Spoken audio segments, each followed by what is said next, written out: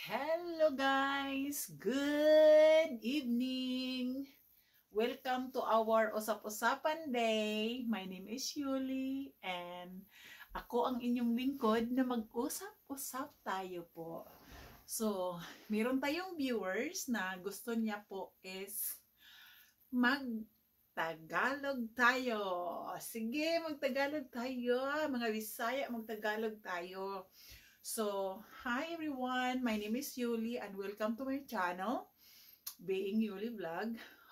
Starting who create this YouTube name video of mine is my son. So, ano tayo, we are inside a blanket, malamig na po ngayon, kaya meron tayong blanket.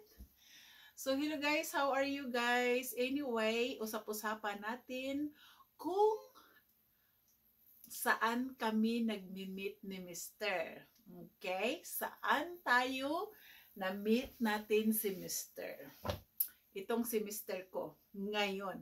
Kasi, ang next time natin pag-usapan sa sunod, ang una kong asawa ng first husband ko. Pero ngayon, ang usapan natin po is about my husband, my second husband, my husband now. So anyway, sa unang ano po, siguro mga after na nag-single mother kasi ako, single mother ako, 12 years ako nag-single mother. So, meron akong talagang hard worker ako noon. Hanggang ngayon nga hard worker ako. So, pinalaki ko yung anak ko, no? So, ako lang mag-isa, single mom. Ang hirap-hirap guys na mag-single mom dito sa Amerika. Talagang ikot-ikot talaga yung utak ko papaano ko nung nawala yung papa niya. Nawala yung papa niya. Talagang ang mundo mo parang alam mo pag talaga kung nandyan sa iyo yung naanuhan ka na ikaw na lang talaga mag-isa, parang magiging brave ka. So ako talaga nung nawala yung papa niya, nawala yung daddy ni Kyle, talagang ako ay talagang nagfo-focus ako na magtrabaho, magsuporta sa pamilya, magsuporta sa anak ko. Naghanap talaga ako na merong in-home stay in na babysitter ni Kyle noon. Pero nagpasalamat din ako sa mga naging mga yaya ni Kyle, naging mga nanis ni Kyle, kasi ako talaga dalawa-dalawa ang trabaho ko guys, full time. Wala ako sa bahay nung maliit pa si Kyle. So, nung lumaki na po si Kyle, nagiging na siya kasi nag-single mom ako po noong 2 years old pa si anak ko. Tapos, yung nag 13 years old na yung anak ko. So, noon na yun kasi na-feel ko na parang, parang bang parang feel mo na nga, parang nag-distance na yung anak mo. Parang, kasi nung maliit pa siya, tabihan ko siya matulog, ganon. Pero, naku po, nung humiga ako sa kama niya, kasi, di ba, mag-hang up kami palagi. Aba, ay, ang anak ko, pag makaidlip ako, iniwanan niya ako, pupunta na doon siya sa kwarto ko at doon siya matutulog sa kama ko. So, yun napansin ko na lumaki na yung anak ko na hindi na niya gusto na nandoon ako sa kwarto niya. Kasi sabi ko nga sa kanya, anak, matulog ka sa kama, so ako dito na lang sa baba kasi gusto ko malapit siya sa akin. So, noon talagang panahon na yun na pero ayaw na niya na nandoon ako sa kwarto niya. So, parang kailangan na yung mga bata kasi dito iba. So, ngayon natutulog na lang din ako doon sa kwarto ko. So, ngayon, mula noon na-realize ko na agoy, parang kailangan ko ng kausap or kailangan ko na sigurong ganun nga, parang may partner ba, may kasama sa buhay, ganun. Pero natakot din ako kasi alam mo, malaki na rin si Kyle. So, number one talaga, inaalala ko talaga yung anak ko. So, sa bagay, 13 anyos na siya, no? So, ngayon, hindi talaga ako sumali. Hindi naman ako magpunta ng bar. Hindi naman ako mag magpunta-punta ng mga club or saan-saan. Hindi ako makahanap ng hindi ako makahanap kung sino ang mahanap ko na lalaki na gusto ko. Pero kung minsan nga, nagsasayaw kami, pero alanganan naman maghahanap ka ng lalaki doon sa sayawan. Hindi naman na yan maganda. So, tinatry ko lang itong aking kaibigan na nag-rent siya doon sa aking bahay sa Sacramento po. Nagre-rent siya. Tapos, nandoon pala yun sa FB, sa Facebook pala, na that time, hindi pa ako masyadong sa Facebook that time, pero meron din akong Facebook account. So, sabi niya, ito tingnan mo yung dating site daw, sabi niya, Zusk, sabi niya, Zusk. So, ngayon, ilagay mo yung pangalan mo dito, mag-ano ka, ganun. Maano ka, parang daw, parang masaya din pag nandoon ka or parang nakaka-excited din. Iwan ko ba sa kanya. Pero sinubukan ko rin din. O sige, ilagay ko yung information ko doon. Nagiging ganyan. Aba ay, sus ko day. Pero alam mo yung paglagay mo ng informasyon, kailangan mo may distance, yung distance lang or mga 30 miles away lang from you or mga ilang lang ganon, mga 10 to 40 miles ganon lang ang kalayo na ma-meet mo.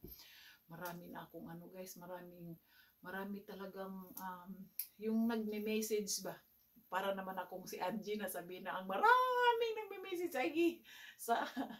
maraming nagme-message, puno yung spam ko. Hindi ganyan puno. Yan si Angie ba, yung taga Bohol din yan si Angie, oh.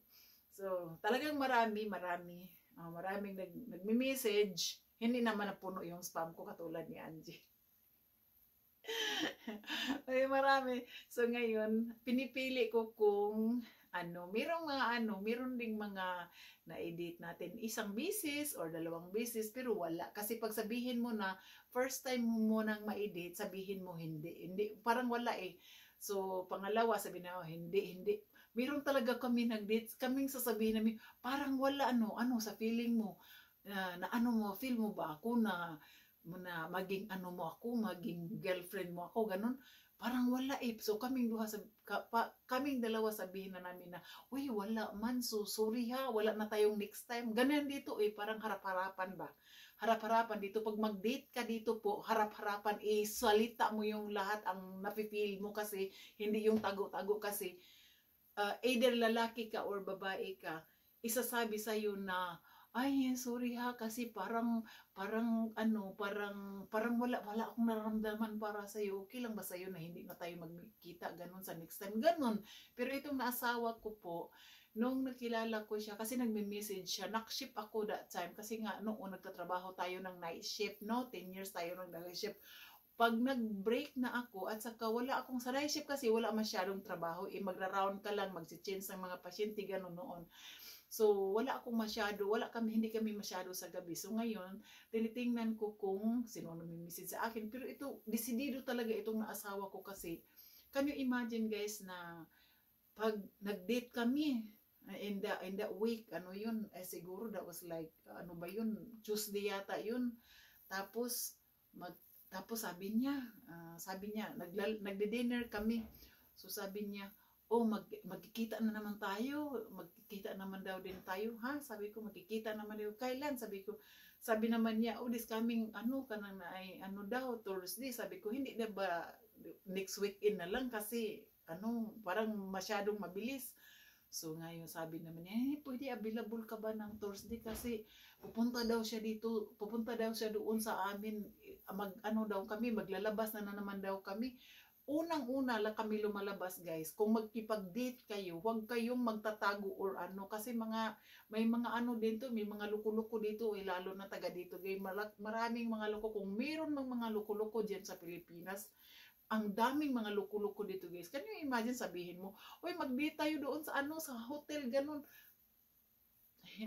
Hindi ganyan guys, mag-smart kayo guys, kasi first time ninyo guys, pag mag-date kayo, kailangan kayo one public. Maraming tao, kaupo kayo dyan. Oh, pero meron naming, ako talaga pag magkita ako ng makipagkita ako, like nandoon ako sa mall. Sa mall ako nakipag-meet ng aking, talagang maraming tao. Kasi hindi mo alam pag ano na yun, kain ako, Diyos ko po. Pero ayun, noon na nga, kumakain kami, sa Olive Garden kami kumakain, ganon. So, nag-decide na kami na mag-meet na naman kami Thursday, ganon.